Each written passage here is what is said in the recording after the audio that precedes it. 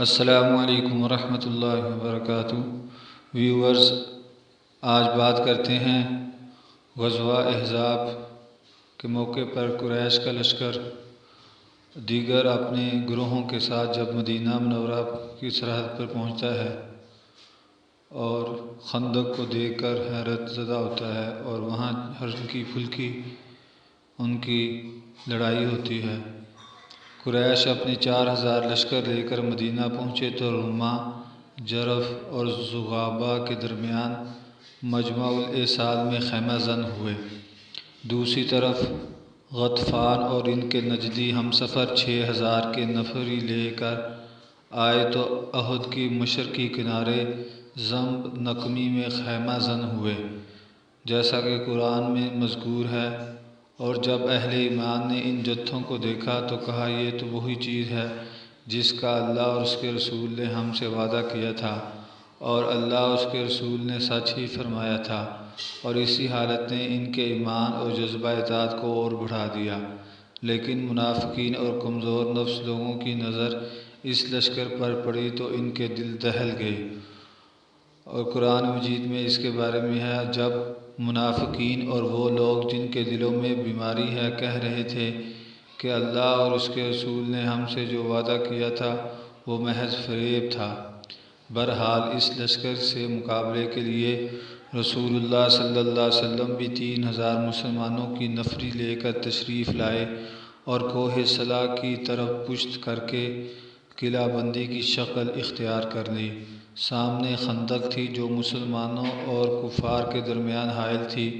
مسلمانوں کا شعار یعنی کوڈ لفظ تھا، حامیم لا ینصرون، حامیم ان کی مدد نہ کی جائے۔ مدینے کا انتظام حضرت ابن ام مکتوم کے حوالے کیا گیا تھا اور عورتوں اور بچوں کو مدینے کے قلعوں اور گھڑیوں میں محفوظ کر دیا گیا تھا۔ جب مشرکین حملے کی نیت سے مدینے کی طرف بڑھے تو کیا دیکھتے ہیں کہ ایک چوڑی سی خندق ان کے اور مدینے کے درمیان حائل ہے۔ مجبوراً انہیں محاصرہ کرنا پڑا، حالانکہ وہ گھروں سے چلتے وقت اس کے لیے تیار ہو کر نہیں آئے تھے، کیونکہ دفاع کا یہ منصوبہ خود ان کے بقول ایک ایسی چال تھی جس سے عرب واقف ہی نہ تھے، لہٰذا انہوں نے اس معاملے کو سرے سے اپنے حساب میں داخل ہی نہ کیا تھا۔ مشرکین خندق کے پاس پہنچ کر غیظ و غضب سے چکر کاٹنے لگے۔ انہیں ایسے کمزور نقطے کی تلاش تھی جہاں سے وہ اتر سکیں۔ ادھر مسلمان ان کی گردش پر پوری نظر رکھے ہوئے تھے اور ان پر تیر برساتے رہتے تھے تاکہ انہیں خندق کے قریب آنے کی جرأت نہ ہو، وہ اس میں نہ کود سکے اور نہ مٹی ڈال کر عبور کرنے کے لیے راستہ بنا سکے۔ ادھر قریش کے شہسواروں کو گوار نہ تھا کہ خندق کے پاس محاصرے کے نتائج کے انتظار میں بے فائدہ پڑے رہیں، یہ ان کی عادت اور شان کے خلاف بات تھی۔ چنانچہ ان کی ایک جماعت نے، جن میں عمر بن عبد ود، عکرمہ بن ابی جہل اور زرار بن خطاب وغیرہ تھے، ایک تنگ مقام سے خندق پار کر لی اور ان کے گھوڑے خندق اور صلا کے درمیان چکر کاٹنے لگے۔ ادھر سے حضرت علی رضی اللہ تعالیٰ عنہ مسلمانوں کے ہمراہ نکلے اور جس مقام سے انہوں نے گھوڑے کدائے تھے اسے قبضے میں لے کر ان کی واپسی کا راستہ بند کر دیا۔ اس پر عمر بن عبد ود نے مبارزت کے لیے للکارا۔ عمر بن عبد ود یہ 1000 شاہسوار کے برابر عرب میں سمجھا جاتا تھا، تو اس کے ساتھ لڑائی کے وقت خود آپ صلی اللہ علیہ وسلم نے حضرت علی کو تلوار عنایت فرمائی اور اپنا عمامہ حضرت علی کے سر پر باندھا۔ حضرت علی 2 ہاتھ کرنے کے لیے مقابلے میں آ گئے اور ایک ایسا فقرہ چست کیا کہ وہ طیش میں آ کر گھوڑے سے کود پڑا اور مارے غیرت کے اس کی کونچیں کاٹی اور اس کے چہرے کو مارا۔ یہ اس لیے کیا کہ یہ اس کا اشارہ تھا کہ اب میں گھوڑے پر بیٹھ کر واپس نہیں جاؤں گا بلکہ میں لڑ کر ہی رہوں گا۔ اور حضرت علی کے 2 بدو آ گیا، بڑا بہادر اور شہ زور تھا، دونوں میں پرزور ٹکر ہوئی، ہر ایک نے ایک دوسرے پر بڑھ کر وار کیا۔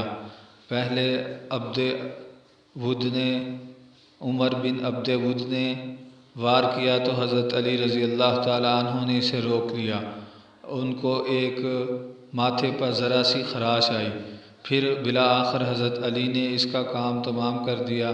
اس کو ایک بار ایسا کاری ضرب لگائی کہ اس کے 2 ٹکڑے ہو گئے۔ باقی مشرکین بھاگ کر خندق پار چلے گئے۔ وہ اس قدر مرعوب تھے کہ اکرمہ نے بھاگتے ہوئے اپنا نیزہ بھی چھوڑ دیا۔ مشرکین نے کسی دن خندق پار کرنے یا اسے پاٹ کر راستہ بنانے کی بڑی زبردست کوشش کی، لیکن مسلمانوں نے بڑی عمدگی سے انہیں دور رکھا اور انہیں اس طرح تیروں سے چھلنی کیا اور ایسی پامردی سے ان کی تیر اندازی کا مقابلہ کیا کہ ان کی ہر کوشش ناکام ہو گئی۔ ویورز، اسی طرح پرزور مقابلوں کے دوران رسول اللہ صلی اللہ علیہ وسلم اور صحابہ کرام رضوان اللہ تعالیٰ علیہم اجمعین کی بعض نمازیں بھی فوت ہو گئی تھیں۔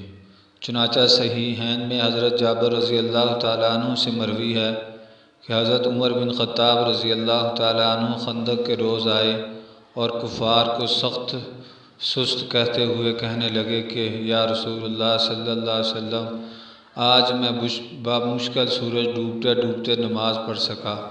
رسول اللہ صلی اللہ علیہ وسلم نے فرمایا، اور میں نے تو واللہ ابھی نماز پڑھی ہی نہیں ہے۔ اس کے بعد ہم لوگ نبی صلی اللہ علیہ وسلم کے ساتھ بطحان میں اترے۔ آپ صلی اللہ علیہ وسلم نے نماز کے لیے وضو فرمایا اور ہم نے بھی وضو کیا۔ پھر آپ صلی اللہ علیہ وسلم عصر کی نماز پڑھی۔ یہ سورج ڈوب چکنے کے بعد کی بات ہے۔ اس کے بعد مغرب کی نماز پڑھی۔ نبی صلی اللہ علیہ وسلم کو اس نماز کے فوت ہونے کا اس قدر ملال تھا کہ آپ صلی اللہ علیہ وسلم نے مشرکین پر بد دعا فرما دی۔ چنانچہ صحیح بخاری میں حضرت علی رضی اللہ تعالیٰ عنہ سے مروی ہے کہ نبی صلی اللہ علیہ وسلم نے خندق کے روز فرمایا، اللہ ان مشرکین کے لیے ان کے گھروں اور قبروں کو آگ سے بھر دے، جس طرح انہوں نے ہم کو نماز وسطیٰ کی ادائیگی سے مشغول رکھا یہاں تک کہ سورج ڈوب گیا۔ مسند احمد اور مسند شافعی میں مروی ہے کہ مشرکین نے آپ صلی اللہ علیہ وسلم کو ظہر، عصر، مغرب اور عشاء کی نمازوں کی ادائیگی سے مصروف رکھا۔ چنانچہ آپ صلی اللہ علیہ وسلم نے یہ ساری نمازیں یکجا پڑھی۔